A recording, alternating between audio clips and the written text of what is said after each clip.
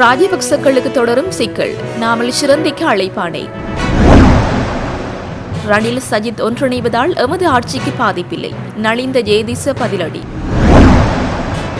பாகிஸ்தானுக்கு வேல் வழங்கி பாராட்டிய கனேடிய அமைச்சர், கனடாவில் பதிவான வரலாற்று நிகழ்வு. அமைச்சரின் பெயரை வைத்து பாரிய மோசடி, அவதானம் தேவையென வலியுறுத்து. சுமந்திரனின் அதிரடி அறிவிப்பு, ஸ்ரீதரனுக்கு விழுந்த பலத்தடி, சிதறும் தமிழ் அரசு கட்சி. கோவிட் காலத்தில் முஸ்லிம் ஜனாசாக்கள் வலுக்கட்டாயமாக தகனம் செய்தமை, விசாரணை ஆணைக்குழுவை நியமியுங்கள். நிபந்தனையின்றி தமிழ் தேசிய கூட்டமைப்பாக இணைந்து செயற்பட தயார், ஜனநாயக தமிழ் தேசிய கூட்டமைப்பு.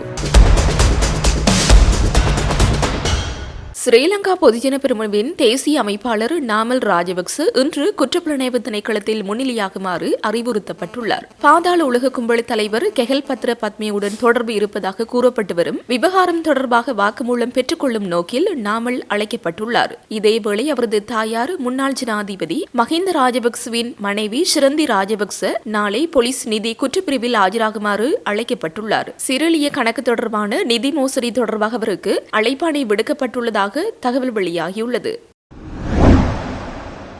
ரணில் விக்ரமசிங்க தலைமையிலான ஐக்கிய தேசிய கட்சியும் சஜித் பிரேமதாச தலைமையிலான ஐக்கிய மக்கள் சக்தியும் ஓரணியில் இணைவதால் தேசிய மக்கள் சக்தியின் ஆட்சிக்கு எந்தவித பாதிப்பும் ஏற்படாது என்று அமைச்சர் நலிந்த ஜேதிச தெரிவித்துள்ளார். அத்துடன் இரு கட்சிகளின் கடந்த அரசியல் வரலாற்றையும் அவர் விமர்சித்தார். இது தொடர்பில் ஊடகங்களிடம் அவர் மேலும் கூறுகையில், ஐக்கிய தேசிய கட்சியும் ஐக்கிய மக்கள் சக்தியும் இந்த நாட்டை அளித்த கட்சிகள்.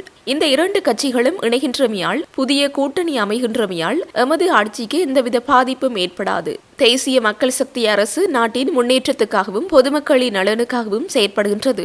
நாட்டு மக்கள் எம் பக்கமே உள்ளனர். எனவே ரணில் சஜித் தரப்பினர் சேர்ந்தால் என்ன, சேராவிட்டால் என்ன, எமக்கு எந்த பாதிப்பும் இல்லை என குறிப்பிட்டுள்ளார். கனடாவின் டொரண்டோ நகரில் மாபெரும் கலை நிகழ்ச்சியொன்று நடைபெற்றுள்ளது. குறித்த நிகழ்வானது டூரோ மாநாட்டு மண்டபத்தில் ஜனவரி 24 அன்று இடம்பெற்றுள்ளது. இந்த இசை சங்கமமானது உலக தமிழர்களை இசையாலும் உணர்வாலும் ஒன்றிணைக்கும் ஒரு வரலாற்று பாலமாக அமைந்திருந்தது. இந்த கலை விழாவில் சிலோன் ரப் சொல்லிசை கலைஞர்களின் பங்களிப்பும் அவர்களின் ஆழமான தமிழ் பற்றும் வெகுவாக பாராட்டப்பட்டது. இந்த விழாவில் சிறப்பு விருந்தினர்களாக கலந்து கொண்ட ஒன்றாரியோ மாநில சுகாதார இணையமைச்சரும் ஒன்றாரியோ சட்டமன்ற உறுப்பினருமான விஜய் தணிகாசலம் சொல்லிசை கலைஞர்களை நேரில் பாராட்டி கௌரவித்துள்ளார். ஈழ மண்ணிலிருந்து வந்த இந்த இளம் கலைஞர்கள் சொல்லிசை எனும் நவீன கலை வடிவத்தினூடாக எமது செந்தமிழை அடுத்த தலைமுறைக்கு கொண்டு செல்கின்றனர். எமது வரலாற்றையும் அடையாளத்தையும் உலகுக்கு உறக்கச் சொல்லி உலகெங்கும் சிதறை கிடக்கும் தமிழர்களை ஒன்றிணைக்கும் ஒரு குரலாக இவர்கள் ஒலிக்கின்றனர். சமூக மாற்றத்திற்கும் ஒற்றுமைக்கும் கலையொரு வலிமையான ஆயுதம் என்பதை இவர்கள் நிரூபித்துள்ளனர் என அமைச்சர் தெரிவித்துள்ளார். அத்துடன் அமைச்சர் விஜய் தணிகாசலம் ஒவ்வொரு கலைஞரின் தனித்துவத்திற்கும் ஏற்ப பெறுமதிமிக்க நூல்களை தனது கைப்பட பரிசாக வழங்கினார். கைத்தொழில் மற்றும் தொழில் முனைவோர் மேம்பாட்டுத்துறை பிரதி அமைச்சர் சத்துரங்க அபிசிங்க தன்னை போல் ஆள்மாறாட்டம் செய்து பொதுமக்களிடம் பணம் கோரும் மோசடி நபர் குறித்து பொதுமக்களுக்கு எச்சரிக்கை விடுத்துள்ளார். இது தொடர்பில் அவர் வெளியிட்டுள்ள பொது பதிவில், பிரதிநிதித்துவப்படுத்துவதாக பொய்யாக கூறி நிதி உதவி மற்றும் தனிப்பட்ட தகவல்களை பெறுவது குறித்து முறைப்பாடுகள் கிடைக்கப்பெற்றுள்ளதாக குறிப்பிட்டுள்ளார். மேலும் பணம் அல்லது முக்கியமான தனிப்பட்ட விவரங்களை தெரியாத நபர்களுடன் பகிர்ந்து கொள்ள வேண்டாம் என்றும் அவர் பொதுமக்களை வலியுறுத்தியுள்ளார். அதே நேரம் இவ்வாறான குற்ற சம்பவங்களை தடுக்க சந்தேகத்திற்கு எந்த ஒரு நடவடிக்கையும் உடனடியாக போலீசார் அல்லது சம்பந்தப்பட்ட அதிகாரிகளிடம் தெரிவிக்குமாறு பிரதியமைச்சர் பொதுமக்களிடம் கோரியுள்ளார். அத்துடன் மோசடிகளிலிருந்து மற்றவர்களை பாதுகாக்க விழிப்புடன் இருக்கும் அதே நேரம் எச்சரிக்கைகளை பகிருங்கள் என அதிகாரிகள் பொதுமக்களை வலியுறுத்தியுள்ளனர். தமிழ் தேசிய அரசியலின் முதுகெலும்பாக கருதப்படும் இலங்கை தமிழ் அரசு கட்சிக்குள் நிலவும் தலைமைத்துவ போட்டி இப்போது நாடாளுமன்ற குழு தலைவர் பதவியிலிருந்து சிவஞானம் ஸ்ரீதரனை நீக்குவதற்கான பகிரங்க அறிவிப்புடன் ஒரு நெருக்கடியான கட்டத்தை எட்டியுள்ளது.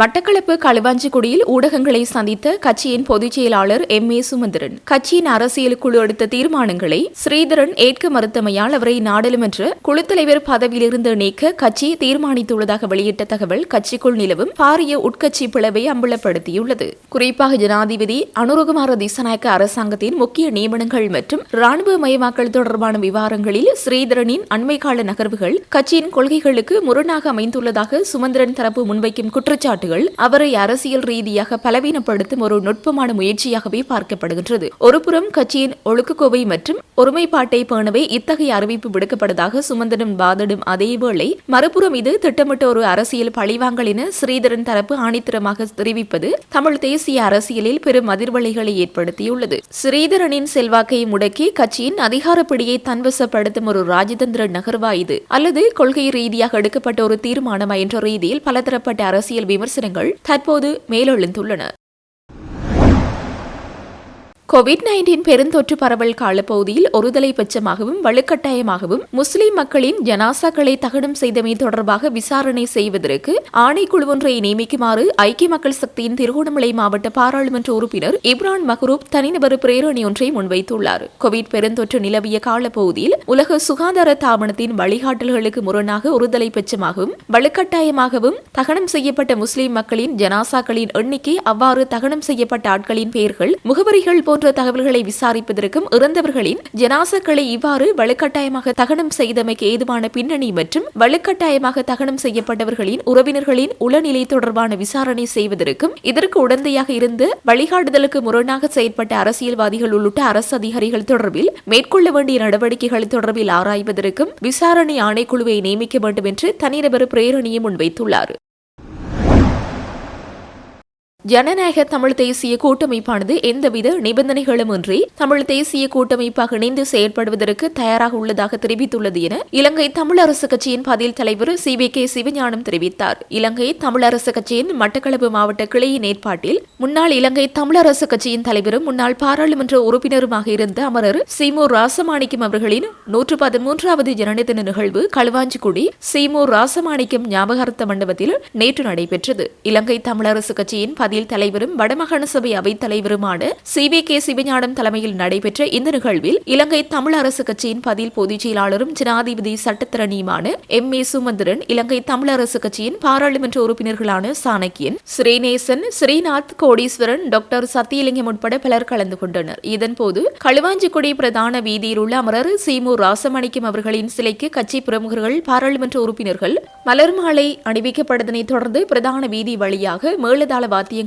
முழங்க அனைவரும் அழைத்து வரப்பட்டு களுவாஞ்சிக்குடி மாணிக்க பிள்ளையார் ஆலயத்தில் விசேட வழிபாடுகள் நடைபெற்றதனை தொடர்ந்து சீமு ராசமாணிக்க மண்டபத்தில் ஜனன தின சிறப்பு நிகழ்வு ஆரம்பமானது.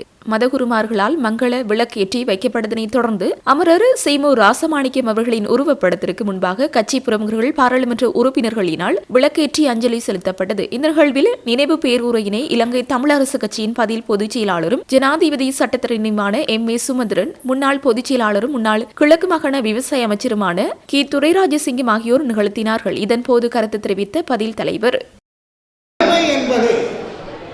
இப்பொழுது நாங்கள் தமிழரசு கட்சியை பொறுத்தவரையில் நாங்கள் ஏற்கனவே சொன்னது போல முதன்மை கட்சியாக இருந்தாலும் கூட நாங்கள் ஏனைய தமிழ் கட்சிகளை, அதன் தமிழ் தேசிய கட்சிகளை இணைத்துக் கொண்டு பயணிக்க வேண்டிய கட்டப்பாடு எங்களுக்கு உண்டு. அந்த பொறுப்பை நாங்கள் இப்பொழுது உண்மையாக நாங்கள் இந்த ஆரம்பத்தில் ஆரம்பித்தோம். ஆனால் அது சற்று தாமதமானாலும் இன்றைக்கு நாங்கள் கடந்த உள்ளூராட்சி தேர்தலிலே கூட, பாராளுமன்றத்திலே கூட எதிரும் புதிருமாக நின்ற ஜனநாயக தமிழ் தேசிய கூட்டணியுடனான ஒரு இணக்கப்பாட்டுக்கு வந்திருக்கிறோம். ஒன்றிணைந்து அந்த இணக்கப்பாடு வந்து நாங்கள் அவரவர் கட்சியில் இருக்கிறவர்கள் தங்களுடைய தனித்துவமை, ஒவ்வொரு கட்சியும் தங்கள் தனித்துவத்தை பேணிக்கொண்டு இணைந்து செயல்படுவது என்ற முடிவுக்கு நாங்கள் இணைந்து வந்திருக்கிறோம். ஏனைய உரையில் நானும் பொதுச் செயலாளரும் மீண்டும் எங்களோடு இணைந்து கொள்ளுங்கள் என்று அழைப்பு விடுத்திருக்கிறோம். ஆனால் அந்த அழைப்பினுடைய நிதி எல்லையை பொறுத்த பொறுத்தவரையில் அவர்கள் எந்த நிபந்தனையும் விதிக்கவில்லை. மிக பரந்த மனப்பான்மை எங்களோடு பேசினார்கள். இப்பொழுது அந்த இணைவு தொடர்கிறது. அதே மாதிரியான ஒரு நிபந்தனையற்ற இணைவை ஏனையவர்களிடமிருந்தும் நாங்கள் எதிர்பார்க்கிறோம். இந்த தலைமை பற்றி நான் ஏன் சொன்னேன், நான் எப்பொழுதுமே பல சந்தர்ப்பங்களிலே சொல்லி இருக்கிறேன். சிங்கள தேசிய தலைமைக்கு கட்டுப்பட்ட எந்த கட்சியும் எங்களுக்கு விடுவி தராது. இப்பொழுது எங்களுடைய தெற்கத்திய நண்பர்கள் சொல்லுவது, எங்களுடைய கட்சியில் உங்களுடைய மக்கள் உறுப்பினராக இருக்கிறார்கள் என்பதுதான் உண்மைதான்.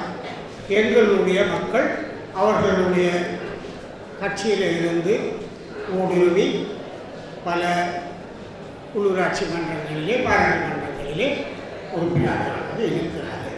அவர்களுடைய எண்ணி என்ன? எங்களுடைய தமிழ் மக்களுடைய உறுத்து சார்ந்து உரிமை சார்ந்து பேசக்கூடிய எண்ணி என்ன? சில தலைமைக்கு மேலே, ஒரு சிங்கள தலைமைக்குடைய கட்டுப்பாட்டுக்கு மேலே அவர்களால் செல்ல முடியாது. அவர்கள் எங்களுடைய இப்போ மிக நெருக்கடியாக நாங்கள் நேற்று பேசிய கிவிலோயா திட்டமாக இருந்தாலும் சரி, இங்கே இருக்கக்கூடிய எங்களுடைய மாதவமேல் வேட்டத்தரை பிரச்சனையாக இருந்தாலும் சரி, தையொட்டி மிகாத பிரச்சனையாக இருந்தாலும் சரி, எந்த ஒரு பிரச்சனையிலும் இவர்கள் பேசுவதற்கு முடியாது. ஒரு கட்டுப்பாடு இல்லை. ஆகவேதான் எங்களுடைய மக்கள் அவர்களுக்கு பின்னாலே போய் அவர்களை ஆதரிக்கின்ற நிலை இவர்களுடைய மட்டுப்பாட்டை பார்க்க வேண்டும். நாங்கள் எங்கள் உரிமை சார்ந்து மிக துணிகரமாக சுயாதீனமாக பேசக்கூடிய ஆற்றல் உள்ளூராட்சி மன்றங்களுக்கு உண்டு, பாராளுமன்ற உறுப்பினர்களுக்கு உண்டு. ஆனால் இந்த என்பிபி என்று சொல்லக்கூடிய தேசிய மக்கள் சக்தி உறுப்பினர்கள் அவர்கள் தமிழர்கள் என்றாலும் கூட அடிப்படை பிரச்சனைகளை பேசக்கூடியவர்கள் அல்ல. ஆகவே அவர்களுடைய பிரசன்னம், அவர்கள் எங்களை பிரதித்துவப்படுத்துகின்ற தன்மை எங்களுக்கு விடுவி தராது என்ற ஒரு கருத்தை நான் ஐயா ராசமாணிக்கம் அவர்கள் நான் ஏற்கனவே சொன்னேன். அவர் சுயேட்சையாக கேட்டுத்தான் முதலில் வென்றார். பின்னாலே அவர் ஐக்கிய தேசிய கட்சியோட ஒரு ஆதரவு நிலையில் இருந்தும் 1954ஆம் ஆண்டு ஐக்கிய தேசிய கட்சி எப்பொழுது சிங்களம் மட்டும் கிளனியிலே கொண்டு வந்ததோ அன்றோடு வெளியே வந்த ஒரு பெரிய தமிழ் உணர்வாளன், பெரிய மகான், எங்களுடைய வழிகாட்டி, எங்களுடைய தலைவர். அவருடைய நிகழ்வில் நான் ஏற்கனவே சொன்னது போல இதுக்கு மேலே போனால் நான் சுதந்திர நாட்டுடைய எல்லைகளே குறுக்கே போய் விடுவேன் என்று நினைக்கிறேன். அவை நான் வடக்கு சென்றேன். இந்த வடக்கு கிழக்கை தந்த செல்வா மிகவும் விரும்பி இணைப்பதற்கு அந்த காலத்திலே உழைத்தவர்களே சொல்லில் செல்வர் ராஜுரி அவர்கள், ஐயா ராசமாணிக்கம் அவர்கள், மசூர் மௌலானா அவர்கள் போன்றவர்கள், என்ஆர் ராசவரோதியம் போன்றவர்கள் மிகப்பெரிய பணியாற்றினார்கள். இந்த மண்ணிலே தமிழ் மக்கள் சுயமரியாதையோடு, கௌரவத்தோடு, தன்னைத்தானே ஆளுகின்ற அதிகாரத்தோடு வாழ முடியும் என்ற உண்மையை எங்களுக்கெல்லாம் சொல்லி அறிவுறுத்தி அரசியல் வழிகாட்டியாக இருந்தவர்களிலே ஐயா ராசமாணிக்கம் ஒருவர் மிக முக்கியமானவர்கள். அவருடைய நினைவிலே என்னை இந்த பங்கு பெற்று வைத்து என்னுடைய சில கருத்துக்களை சொல்வதற்கான வாய்ப்பையும் தந்த ஏற்பாட்டு குழுவினருக்கு மிக நன்றியை தெரிவித்துக்